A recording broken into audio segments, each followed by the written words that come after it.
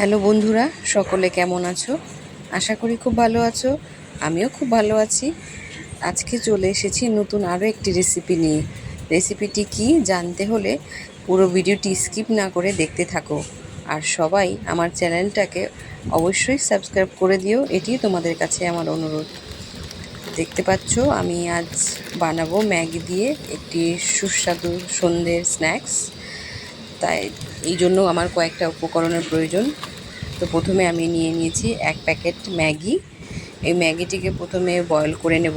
তার জন্য কড়াইতে আমি পরিমাণ মতো জল নিয়ে নিয়েছি। তারপরে এর মধ্যে দিয়ে দিয়েছি 1 টেবিল স্পুনের মতো তেল।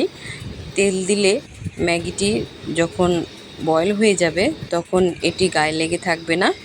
এতে জল দেওয়ার প্রয়োজন হবে না, কারণ জল দিলে ম্যাগির স্বাদটা নষ্ট হয়ে যায়। তেলটা দিলে ম্যাগিটা বেশ ছাড়া ছাড়া অবস্থায় থাকবে। তাই আমি তেল দিয়ে দিয়েছি এবং খুব বেশি সেদ্ধ করব না, হালকা সেদ্ধ করব। তোমরা দেখতে পাচ্ছ ম্যাগি সেদ্ধ হয়ে গেছে। এবার এই ম্যাগিটিকে আমি ছেঁকে নেব একটা প্লেটের মধ্যে নিয়ে নিয়েছি। ম্যাগি সেদ্ধ হয়ে গেছে।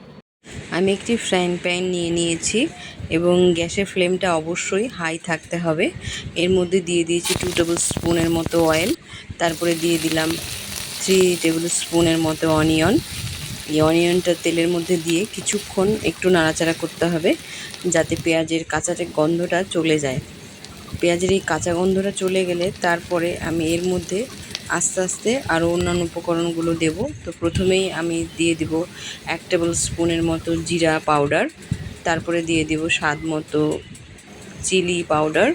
তারপরে দিয়ে দেব স্বাদ মতো লবণ এবং তারপরে দিয়ে দিয়েছি হলুদ।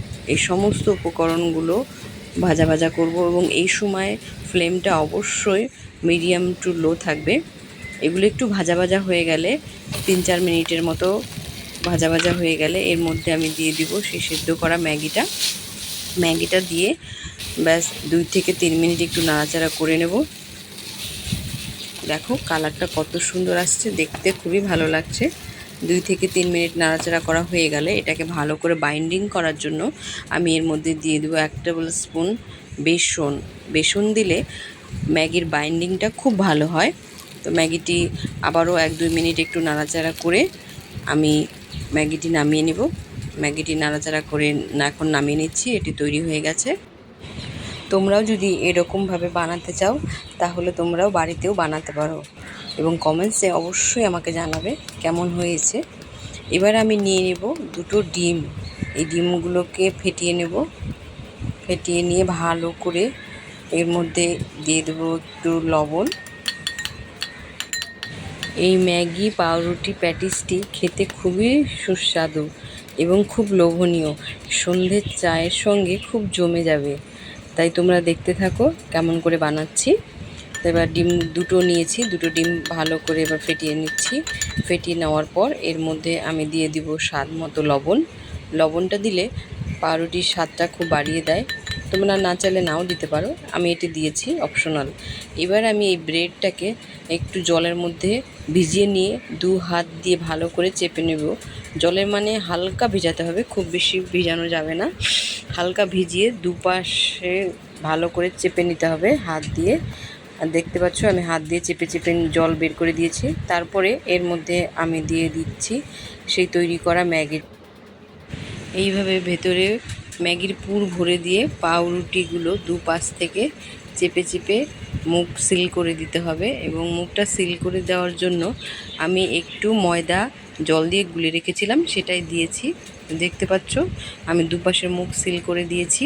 দেখতে কত ভালো লাগছে পাউরুটির প্যাটিসটি। দেখো কি সুন্দর লাগছে না?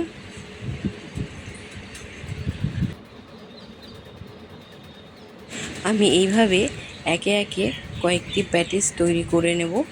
সেগুলো আমি আর দেখাচ্ছি না, আমি 1-2টো প্যাটিসই তোমাদেরকে দেখাচ্ছি। তোমরা এইভাবে বাড়িতে চেষ্টা করো। দেখো এরকম করে আমি কয়েকটি প্যাটিস তৈরি করে নিয়েছি। দেখতে সুন্দর লাগছে না বলো? পাউরুটি ম্যাগির প্যাটিস দেখো কত সুন্দর লাগছে। এবার এই সমস্ত উপকরণগুলোকে আমি ভেজে নেব। তবে তার আগে একটা বাটিতে ব্রেড ক্রাম নিয়েছি। ব্রেড ক্রাম না দিলে এই প্যাটিসগুলো মুচমুচে হবে না। এবার আমি এই বাটির মধ্যে দুটো ডিম গুলে রেখেছিলাম, তোমাদেরকে দেখিয়েছি আগেই। এবার এই ডিমের মধ্যে দিয়ে আমি সেই তৈরি করা ব্রেডটি দিয়ে দেব, দিয়ে ভালো করে ডিম মেখে দিয়ে এবার এটাকে আমি ব্রেড ক্রামের মধ্যে একটু মেখে নেব। ব্রেড ক্রাম দিলে ব্রেডগুলো খুব ক্রাঞ্চি হয় এবং খুব মুচমুচে হয়, খেতে খুব সুস্বাদু লাগে, দেখতেও সুন্দর হয়। তো ব্রেড ক্রাম দিয়ে দেখতে পাচ্ছ আমি খুব ভালো করে মেখে নিচ্ছি। দেখো দেখতে কত সুন্দর লাগছে। ব্রেড ক্রাম দিয়ে ভালো করে মাখা হয়ে গেছে। এরকম করে মাখা হয়ে যাওয়ার পরে আমি দিয়ে দেবো তেলের মধ্যে।